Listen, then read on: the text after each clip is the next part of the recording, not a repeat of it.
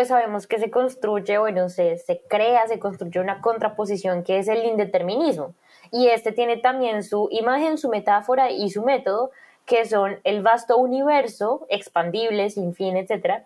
el aleteo de la mariposa como la metáfora y la teoría del caos como su fórmula o su método. Cuéntenos un poquito entonces, así como lo hicimos con el determinismo, qué significa, por ejemplo, el aleteo de la mariposa o la imagen del universo así vasto y cómo esto se relaciona con la construcción del indeterminismo en contraposición con esa noción de control del determinismo. Listo. Pues bueno, esta imagen del universo complejo en realidad tarda un poquito más en establecerse porque está relacionado con el desarrollo de los instrumentos de observación en astronomía, con el telescopio y con el perfeccionamiento de los telescopios progresivamente, ¿cierto? Que a diferencia de la época de Newton, donde se pensaba que el sistema solar era el centro de todo lo que existía y todo está alrededor, y eso fue más o menos hasta finales del siglo XIX, con la transformación de los métodos de observación en astronomía, entonces se comprendió que el sistema solar solamente era una parte, o sea, que el universo era mucho más grande y mucho más complejo, y eso solamente se vino a lograr a principios del siglo XX, o sea, cuando los astrónomos se dieron cuenta que por ejemplo la galaxia Andrómeda no era un cuerpo que estaba, digamos, alrededor de la Tierra o de la Vía Láctea, sino que era otra galaxia, ¿sí? Cuando empezaron a ver que era mucho más grande y mucho más complejo de lo que se había pensado, ¿no? Que no era esos modelos sencillos que uno veía en las representaciones, por ejemplo, de geocéntrico versus heliocéntricos, porque esos solamente comprendía una parte del universo, sino que era mucho más complejo y más grande. No sé hasta qué punto esa imagen sea tan común, o sea, yo aludo a que, bueno, hay muchos programas de divulgación científica, comenzando por Cosmos de Carl Sagan, que fue el primero que trabajó en esa perspectiva de divulgar la astronomía, y bueno, muchos otros programas posteriores que se inspiraron en esa manera de comunicar la imagen del cosmos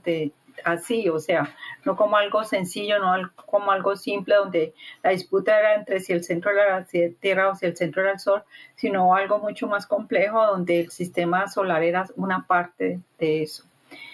Ahora, el aleteo de la mariposa me parece muy bonito como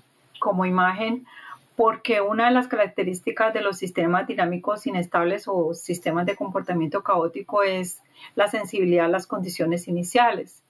Y la mariposa es frágil y la metáfora que se construyó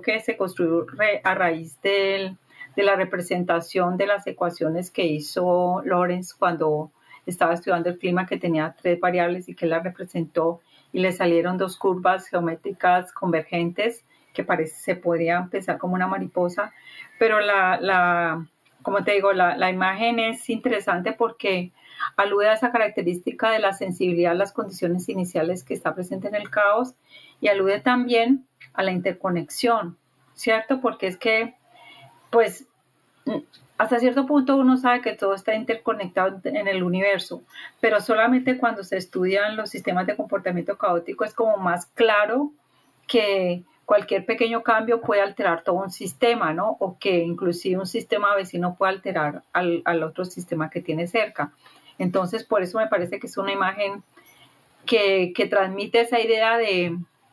lo que no está totalmente determinado, sino de lo que está sujeto como a la variabilidad, etc. Ahora, lo de las leyes, pues no hablamos con las leyes de la mecánica clásica, que pues se consideran leyes determinísticas, como lo dijimos al principio, porque explican y predicen.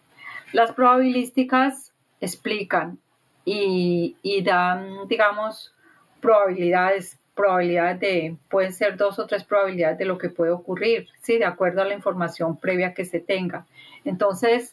es diferente, o sea, y lo más interesante es que hay muchos, digamos, fenómenos sociales y naturales que se pueden modelar con leyes probabilísticas, ¿no? O sea, inclusive muchas cosas de salud como el ritmo del corazón, los ataques epilépticos, muchas cosas que se pueden modelar con eso porque no hay como una relación de una causa con un efecto, sino que a veces hay múltiples causas y por lo tanto entonces no se puede predecir exactamente cuál va a ser el efecto